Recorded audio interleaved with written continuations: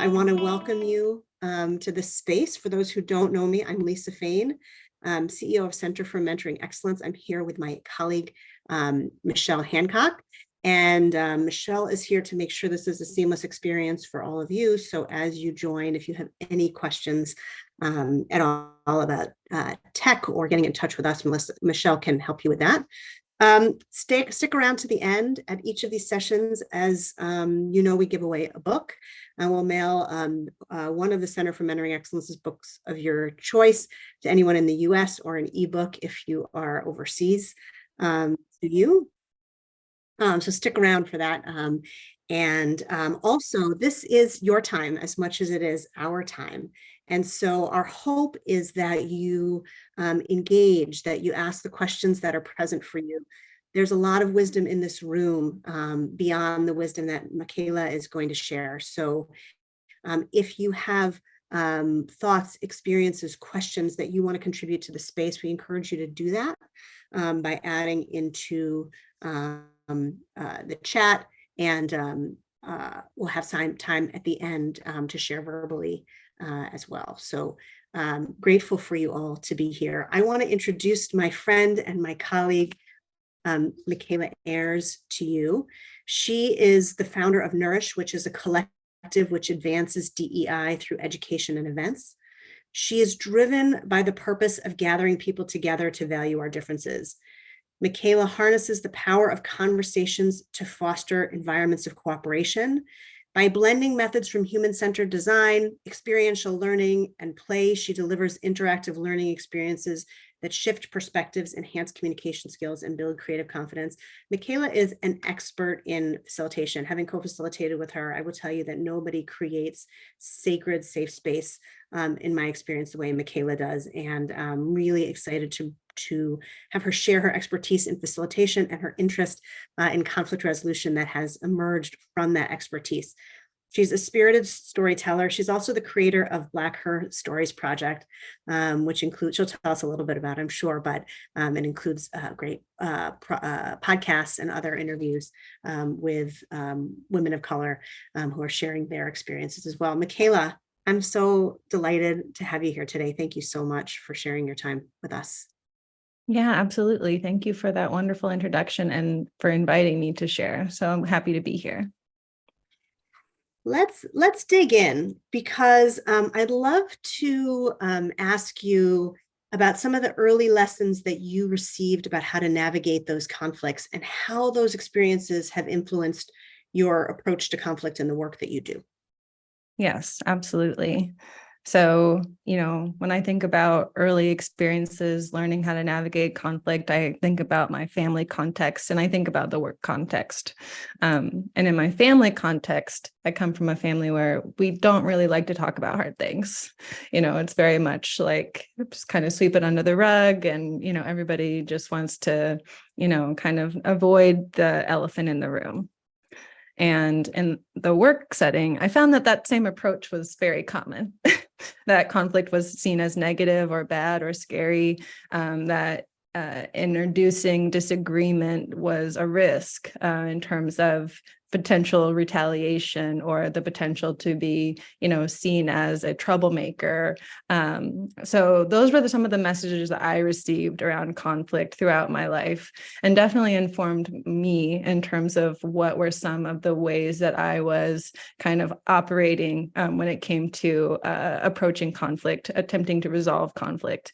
And just over the years, I realized how much of a challenge it was for me, to the point where I was like, I have to do something about this.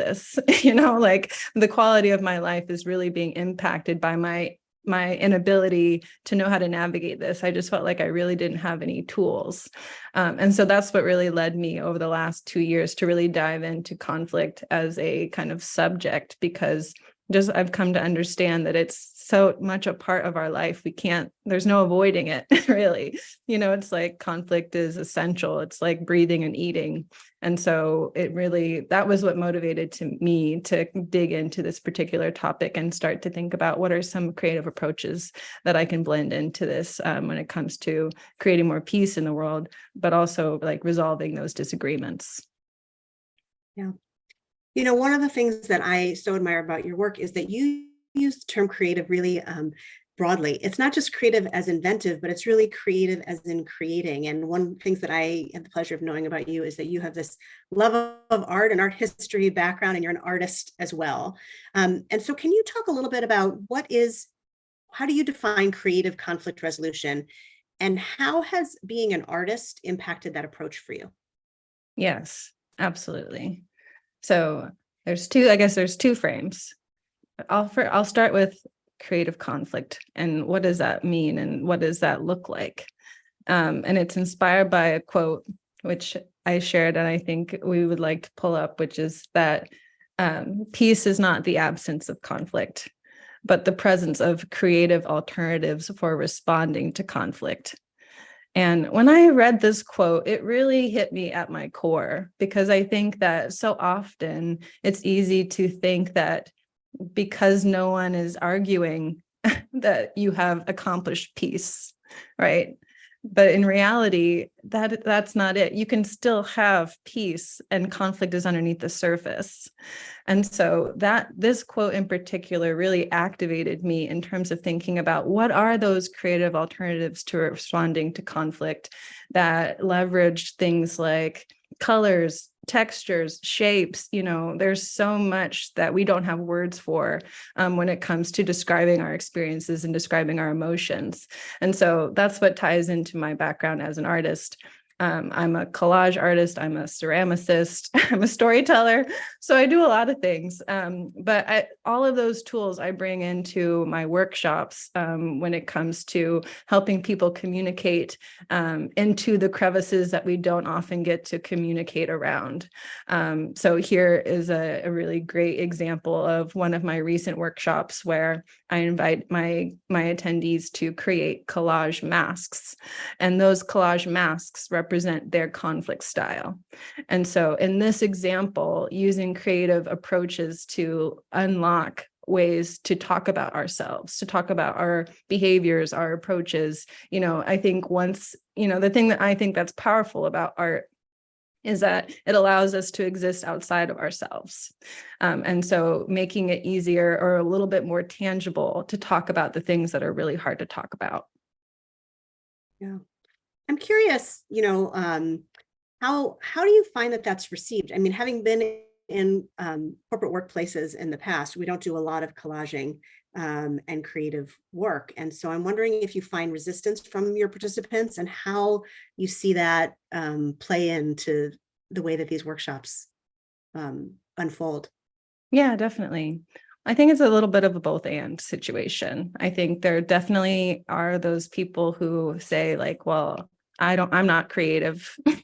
I'm not an artist. This isn't an art class. There's definitely those opinions that are in the room. And I think too, on the other side of the spectrum is, as adults, it's really important for us to have moments of play. Like it's really important for us to have moments where we can not take ourselves seriously and just have a mode of expression without judging it as good or bad or better than someone else's.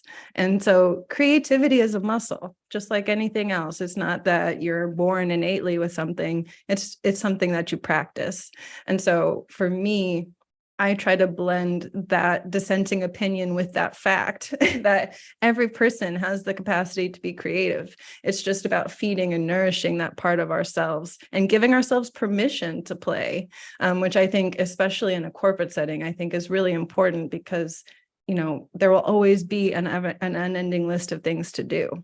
And so it's really important to give ourselves that space to create. Yeah, I love that. So I know that you base your work on some frameworks and some behaviors about conflict, and I'm wondering if you can share some of those with us. Yeah, I think one of the frameworks that I found to be really helpful as an awareness raising tool is the Thomas Kilmann model. So the Thomas Kilmann model, it was designed in the 70s by Thomas Kilmann and Ralph Thomas. I think I might be mismaking to their names. But it's a model developed by social scientists in the context of the workplace in the 70s to really help us understand and improve approaches to conflict. So I want to tell you what you're seeing here in terms of understanding how you can use this. So to orient you to this, I would ask you to look at the axis on the top and bottom. So we see cooperativeness and we see assertiveness.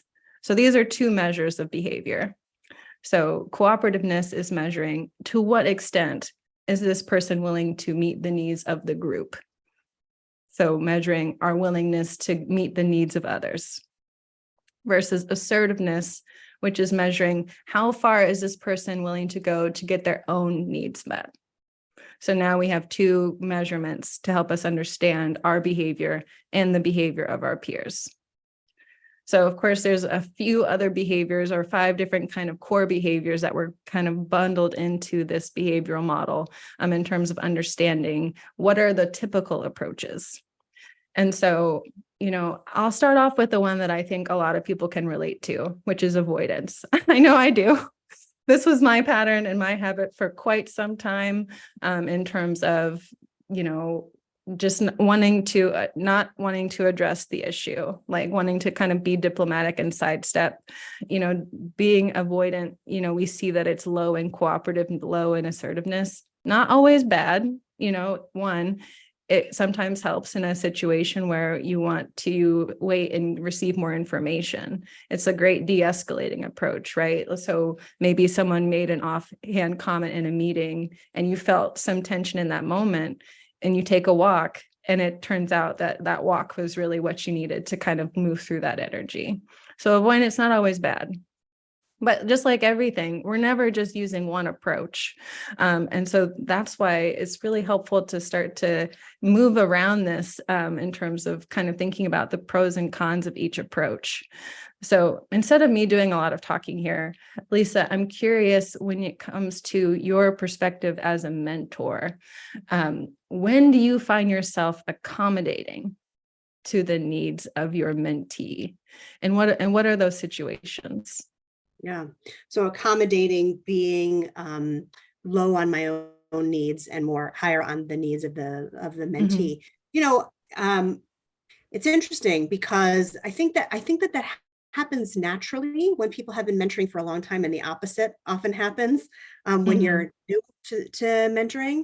And in a lot of ways, that's what we encourage mentors to do, because it's not about them; it's about the mentee's growth. And yet, when you're co-creating the terms of a mentoring agreement, the terms of the mentoring relationship, accommodating can really be dangerous, because if there's something that isn't working for you as a mentor, to just cede to what the mentee wants means that you become resentful or less engaged in a mentoring relationship as well. So it's interesting that when it comes to goal setting and it comes to the mentee's own development, accommodating may actually be pretty appropriate.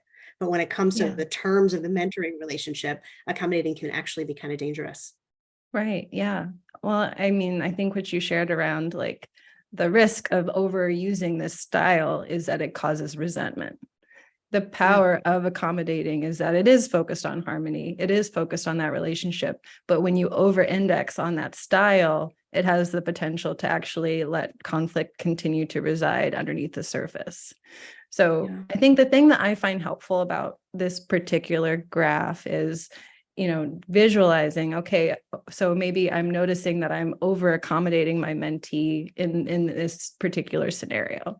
So how can I be more assertive?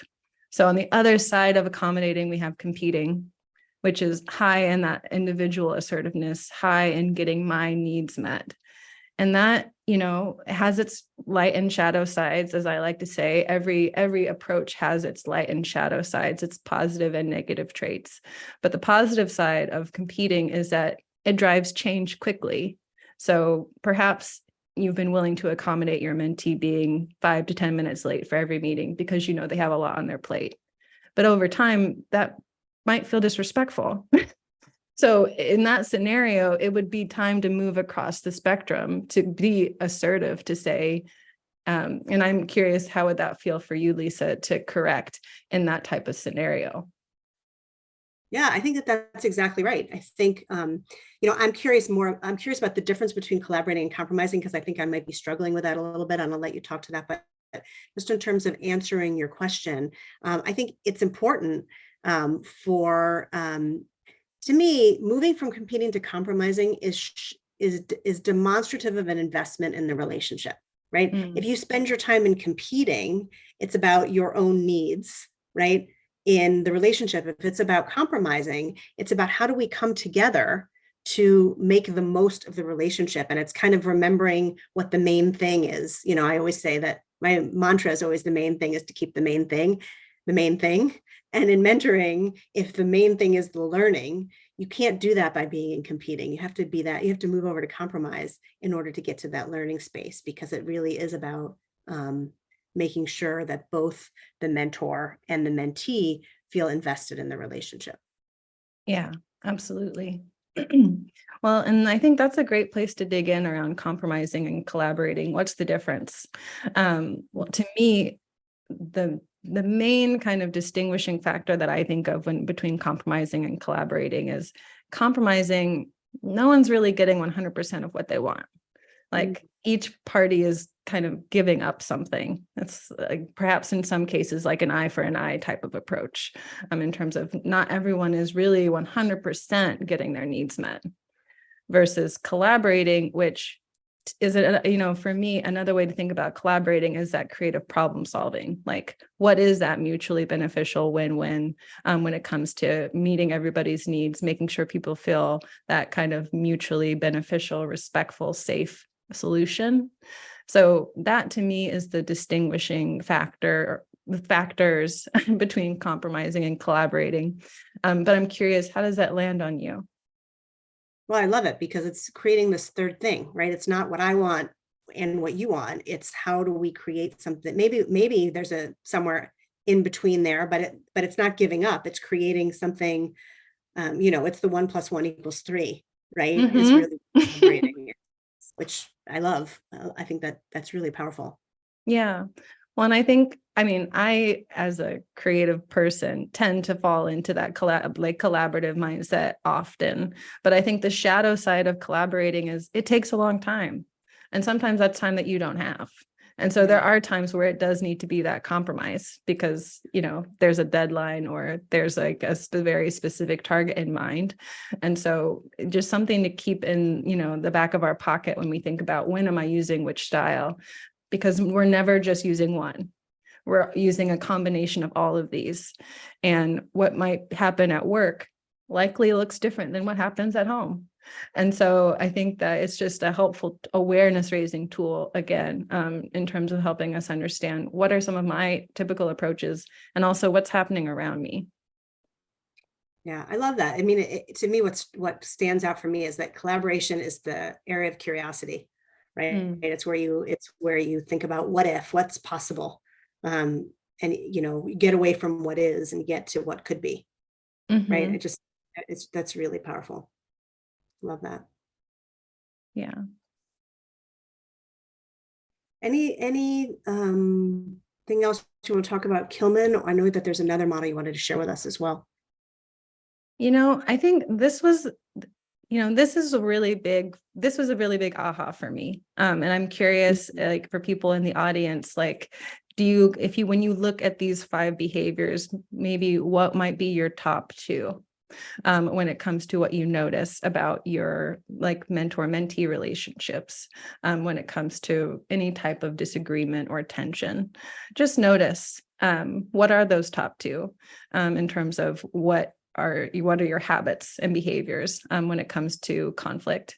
And then, I think then the next thing that I would add to this to kind of layer a model on top of this is the 4 stages of psychological safety, which I'm a huge fan of Tim Clark. I really enjoyed your conversation with him, Lisa, when you had your thought leadership series with him, because I think one of the things about his work that I just really appreciate is he talks about, how, of course, the level of trust and safety in your relationships influences whether or not you're willing to take action, right?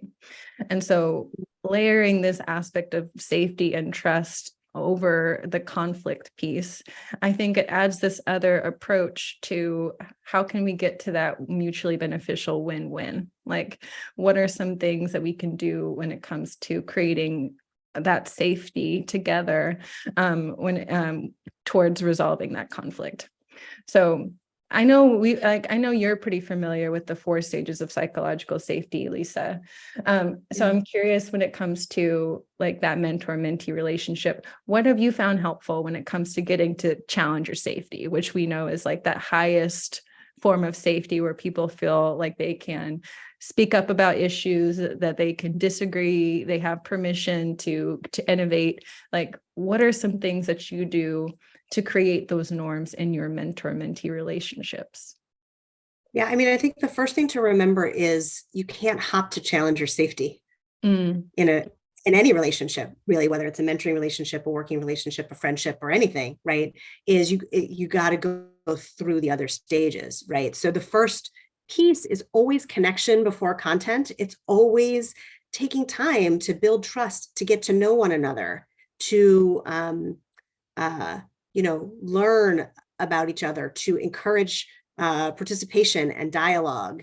The biggest mistake I think that prevents people from going to challenger safety, mentors in particular, that is the in my day, this is how it was, just kind of sharing and having these monologues where it's more about being the stage on the stage and the guide on the side. And really, we know that effective learning is about facilitation. And if you're facilitating learning, you're a lot more likely to get to establish safety. So I think what people do to preclude challenger safety is that they just try to get right to the goals. They like, what are we going to accomplish? What are we going to do today? What are we going to do in this relationship? How did it go with the things you said you were going to do, as opposed to spending time on how they're going to be mm, in the relationship? And I'm having an aha at this exact moment, Michaela, having seen the Kilman model right before this. It really does come down to to establishing a safe place to collaborate, mm, to explore, to expand. To me, that is the underside of all of these 4 levels of safety, mm, is having the intentionality to create a collaborative space. What are your mhm. thoughts on Yeah, I mean, I agree with everything that you shared. And I think for me, another piece of this that I found to be really helpful is, you know, he talks a lot about respect and permission, that? like respect for, like our shared humanity, like you said, like starting off with connection first before content. Like these are some things that we could do. And I think the thing, especially, speaking for myself as somebody who is a recovering avoidant person, respecting myself enough to say, like, I have different needs in the situation. I do need to speak up. Like, I have to give myself permission to say the scary thing. Like, I have to cultivate that safety in myself. What are some things that Michaela does to feed that like self safety? And that has been a really big, like, maturing for me as a person, because no one can do that for you, right? Like a mentor can't do that for you. So thinking about that internal assessment, like, what are some things that I do to cultivate safety within myself? And of course, also in relationship with others, but also that self-acceptance, that self-respect, that permission for self to be in conflict.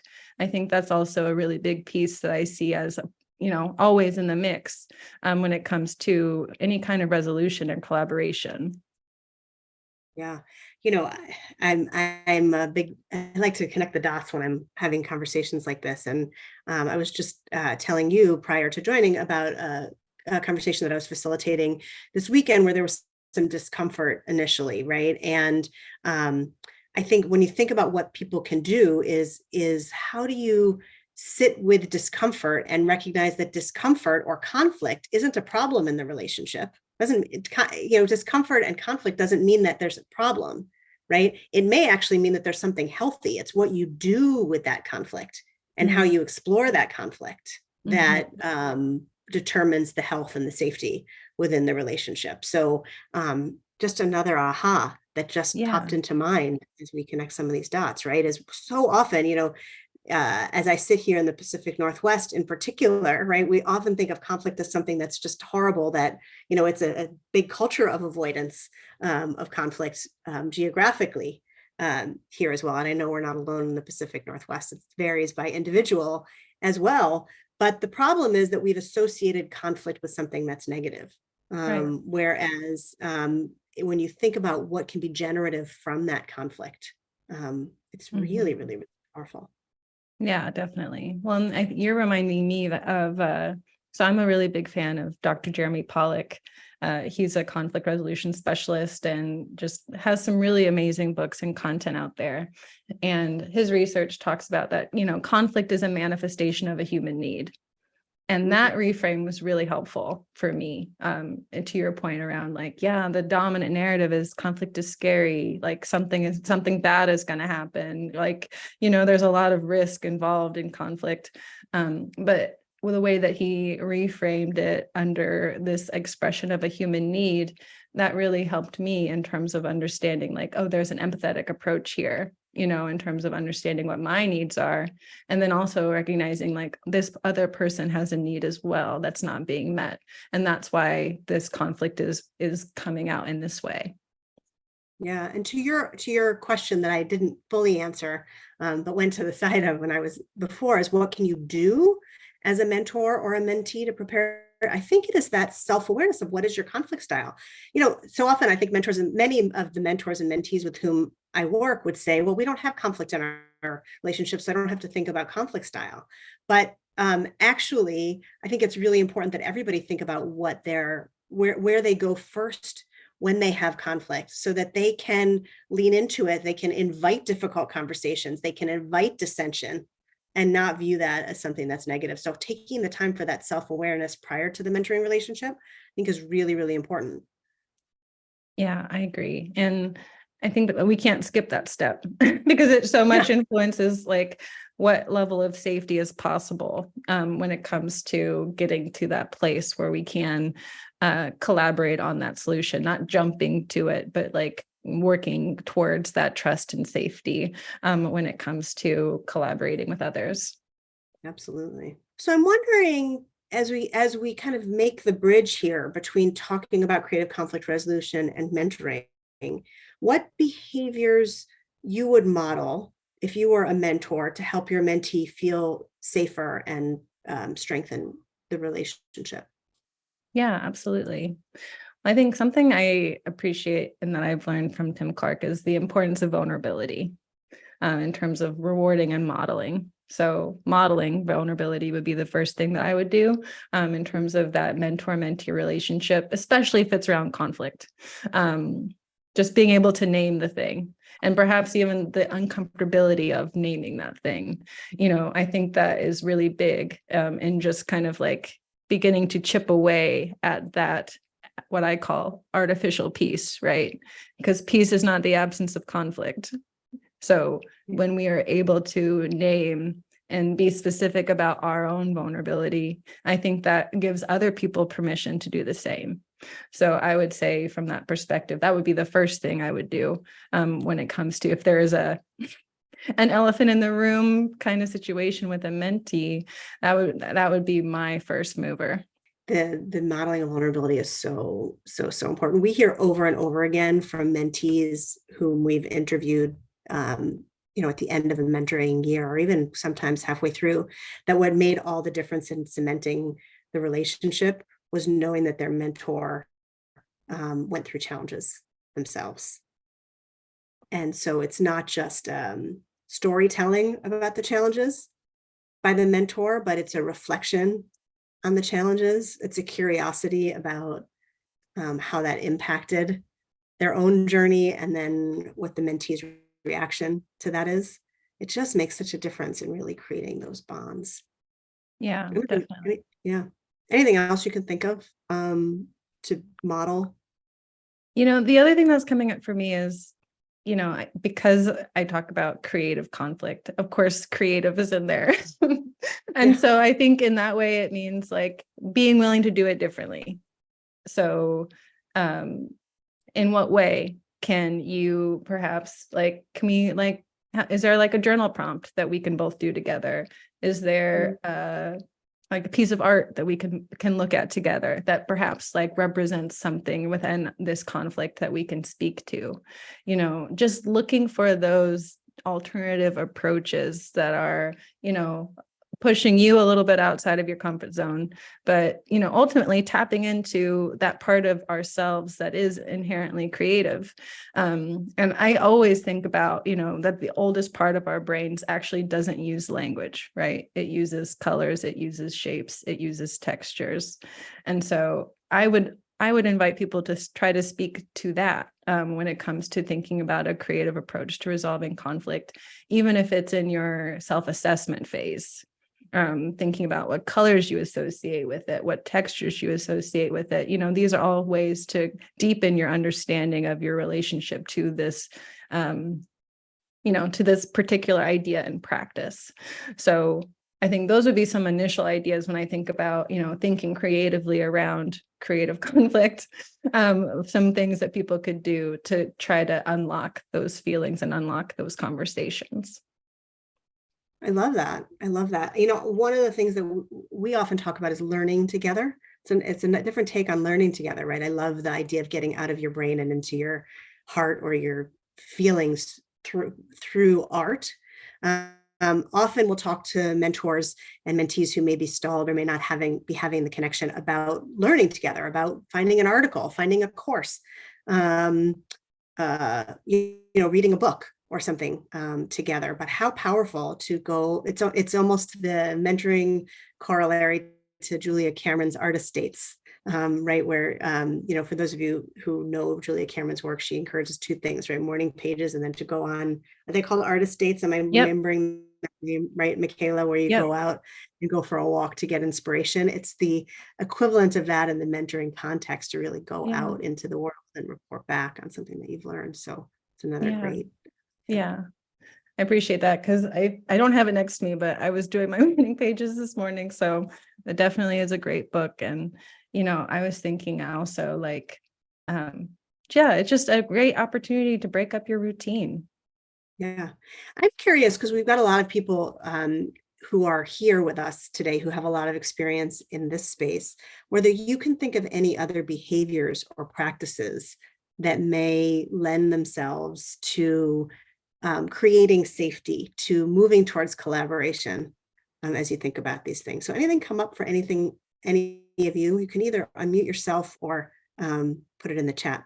I would just like to, I guess, not so much really ask more of a question, because one of the things that we see with mentees especially is the avoidance behavior. In other words, it's just easier for them to let a few days go by, a week go by, maybe a month go by, maybe a semester go by without getting in touch with their mentor. And it's rare that it works the other way. In other words, we don't hear from our students, well, my mentor, I reached out to my mentor and they never got back to me. It's always the other way around. And I'm just wondering how that plays into that. I like that, the model that you showed.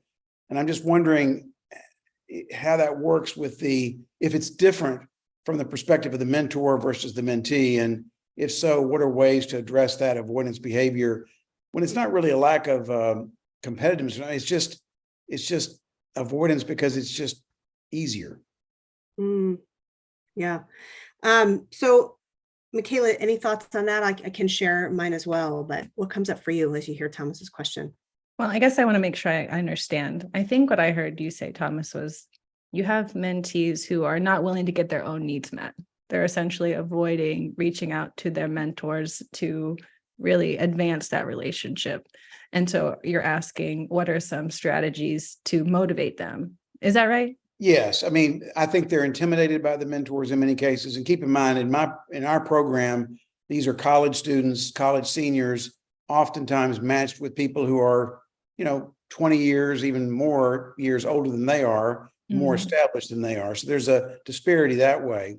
And I think there's a lot of intimidation factor that goes into it. Yeah. Well, that seems like a big, perhaps like maybe that's the blocker.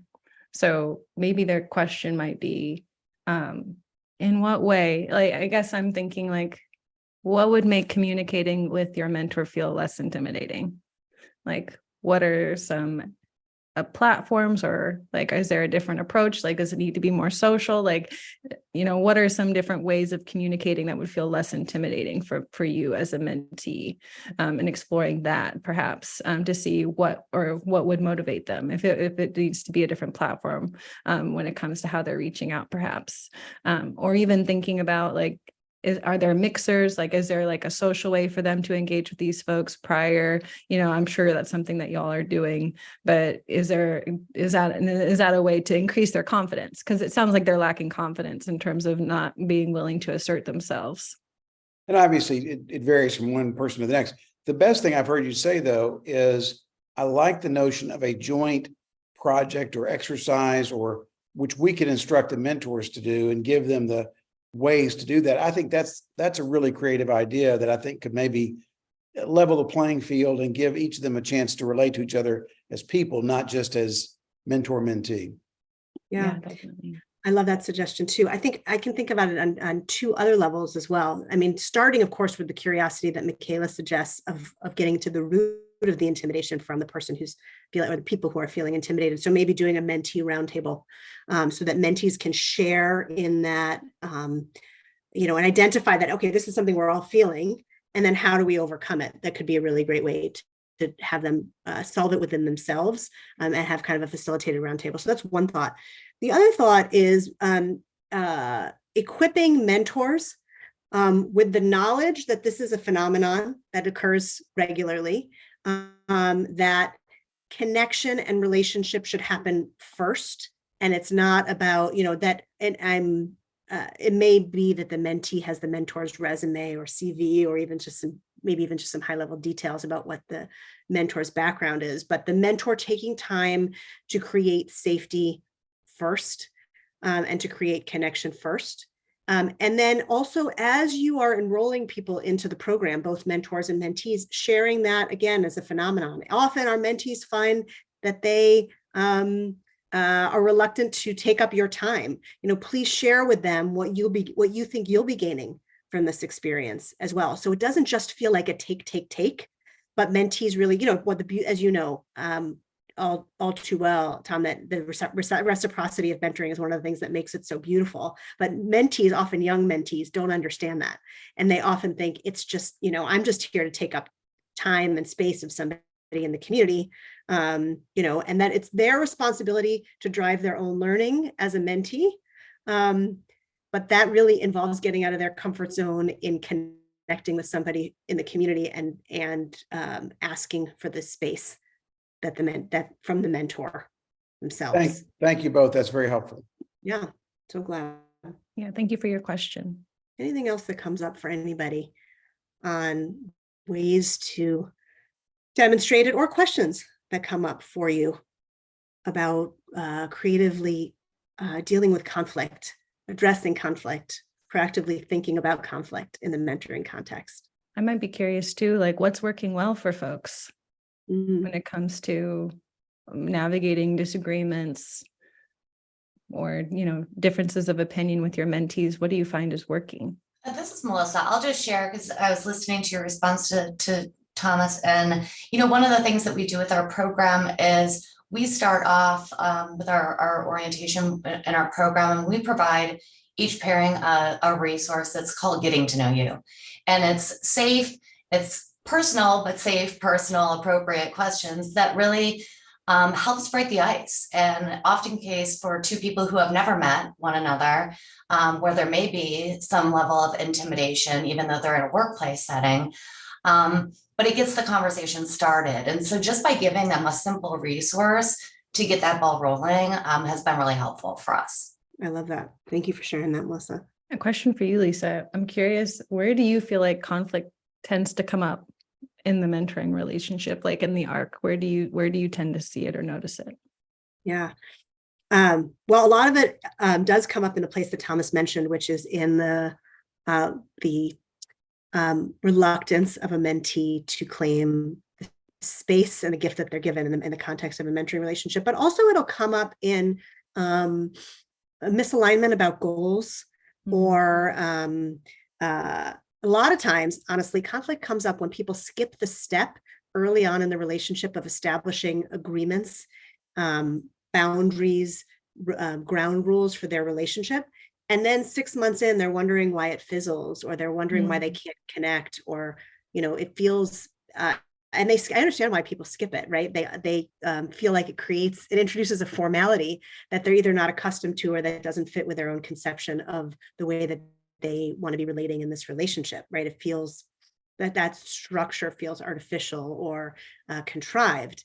And yet when they skip it, and stuff happens, there's a big assignment or deadline in the mentee's world, or something happens in their personal life, or the mentor has to cancel a meeting and the mentee thinks it's a sign about their commitment to the relationship.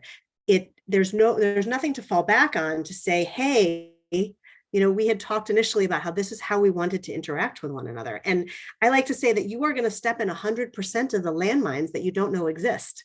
Right. If you, and so being able to talk about where things could go wrong at the outset is usually what will cause conflict down the line, because there's no safe space to come back to ground the desire to resolve the conflict in. So if mentors and mentees are talking about what is it that they're hoping to get from the relationship, what's their expectation of each other's role, and what are the ways in which they're going to interact, it just helps so much to avoid that conflict. Now, that's not to say that if you set agreements, conflicts won't arise down the line. It's just that it creates a roadmap to help resolve that conflict. Yeah, definitely. Well, I think to kind of add on to that, I think it would be very powerful to add that comment, that Thomas Kilmann model, like, let's talk about our conflict styles as we're talking about agreements, right? Because to your point, conflict is inevitable. So what are some of our habits when it comes to how we tend to approach or avoid conflict, and just kind of letting that be part of that initial grounding norm creation. So that way, when conflict does arise, there's an awareness of how we want to be, how we want to collaborate, so we can reorient towards that, because we're more aware of our patterns. Yeah, that's fantastic. It's a great suggestion. I think I might incorporate that into our workshops. Yeah, please do. Before we go on to either more questions and giveaways and such, what I'd love to do is to leave people with 3 tips, mindsets, or behaviors that you would recommend that they can implement to practice creative conflict resolution. Yeah, definitely. Well, I think the first one is that reframe that conflict is not bad. Like, it's not bad. It's an expression of a need. So can we reorient our minds to being a little bit more comfortable with conflict? So I would say that's the first thing. The second thing is to do that assessment. Just notice, like, are things pretty peaceful around me? Like, do people feel comfortable disagreeing with me? Just asking people in your network, in your family, just what is it like to disagree with me? And be prepared to hear the answers. But, just, and then do that assessment for yourself. And like, how does it feel for me to navigate strong emotions? Like, what are some of the things I notice about myself when it comes to feeling disrespected or having disagreements? Just spend time with that part of yourself and see what comes up. And then the third thing I would say is to, invest in some form of relationship where you can bring specifically conflict-related issues to that relationship. So I call it a holistic reliance, but you can call it whatever feels good to you in terms of like an accountability buddy or a friend, somebody essentially to bounce these ideas off of in terms of what that challenge is, that creative challenge related to that conflict, and somebody who can just be honest and vulnerable with you in terms of what are some things that you can do to get you to that collaborative or compromising space, because you don't have to do it alone. So those would be my 3. Yeah, I love it. And the common theme there is intentionality to me, right? Having the intentionality to think through, to acknowledge that conflict is, I love it, as you say, a manifestation of a need. It is actually it can be a healthy indicator in a relationship. and really having the intentionality to do some self-awareness of how do I handle conflict, and encouraging, for those of you who run programs, right, encouraging your mentors to rely on one another as accountability partners, or your mentees can be really, really powerful suggestions. So I love that. Michaela, thank you so much for sharing of your wisdom. I'm wondering, any questions, comments, thoughts, or connections that folks who are watching this have made from listening here today? Very useful content. Thank you for sharing it. I'm so glad. Thanks, Thomas. It is a great gift to the experts who join us to just share a takeaway in the chat. It's always great feedback to know what has resonated with people. So if you would share in the chat today something that has resonated with you from this conversation that you will be remembering in the time to come, I would be grateful, and I know Michaela would find that helpful as well. Good models to use in the program. Excellent. I think for me, Lisa, I think it was our conversation around like bringing a conversation about conflict into the agreements phase, Yes. just like putting that right in the front, because just like we know we're going to get there eventually. So why not have that conversation at the very beginning? 100% true. 100% true. And helping to be more aware of the style. While the focus was on creative conflict and mentoring, it was hard to not consider the impact on internal conflict as well. Yeah, the good models found it very enlightening, valuable role that conflict can play in developing a healthy relationship. Excellent, excellent. Well, if you would like a copy of these slides, I'm happy to provide them. You can just send Michelle a note in the direct message, and we'll make sure to get those to you. And if you'd like to be in touch with us, you'll see on the screen here ways to be in touch with Michaela or to be in touch with me at Center for Mentoring Excellence. Michaela, I have never had a conversation with you where I haven't walked away with so many good nuggets, and I'm delighted that this one is being recorded, because it doesn't often happen when we're having dinner together. Right? So it's wonderful. I'm so grateful. And thank you for your time, for sharing your wisdom. Thank you to everyone who has joined today or who is watching the recording. And stay tuned. We will announce our October speaker very soon. And we'll look forward to seeing you next month at our Thought Leader Conversations. Thanks, Lisa. Thanks, everyone.